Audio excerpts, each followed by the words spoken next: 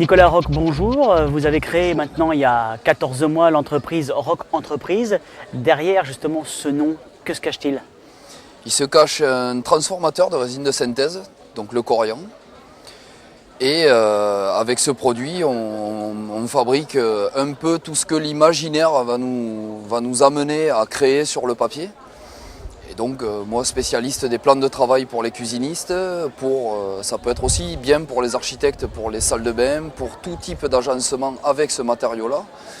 Plus bien entendu la partie pose, par exemple pour les cuisinistes, des cuisines, des salles de bain, des parquets, des bibliothèques, vraiment l'agencement pur et dur, quoi. 14 mois que vous êtes installé, quel bilan faites-vous de ces...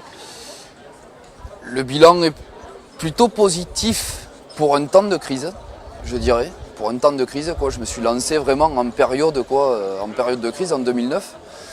Et plutôt positif malgré, on va dire, une période très, très creuse et donc qui m'a fait un peu peur, forcément par manque d'expérience en tant que gestionnaire d'une entreprise. Mais j'ai réussi à reprendre le dessus et en plus avec le temps à me faire reconnaître et donc aujourd'hui, a priori c'est reparti et donc plutôt positif, quoi. Quelles sont les prochaines étapes pour vous? Les prochaines étapes, ça serait de maintenir le travail déjà et pourquoi pas se développer un peu plus, mais dans le même domaine, quoi. Mais vraiment se développer un peu plus pour éventuellement, quand je vais parler d'embauche, ça va être ça voudrait dire avoir encore plus de travail. Ça serait le premier objectif, quoi. Le premier objectif, ça serait d'emmagasiner un peu plus de travail, encore plus.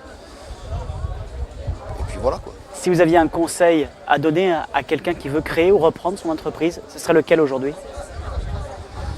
Un conseil, si possible efficace, ça serait quoi?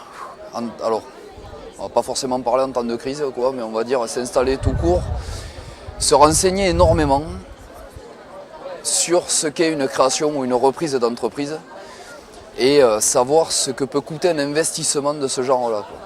Parce que quand on n'est pas renseigné, on est parfois un peu court sur les prévisions et donc en trésorerie. Et la trésorerie, c'est la chose primordiale, quoi, d'une entreprise, c'est la trésorerie. Et quand on est peu ou mal renseigné, la trésorerie, on n'y pense pas. En termes d'emprunt, si on parle finance, quoi. En termes d'emprunt, il faut aussi intégrer un panier trésorerie. Et c'est ce qui m'a un peu fait vaciller, moi, lors de ma période de creux, quoi. Nicolas Roch, merci. Avec plaisir.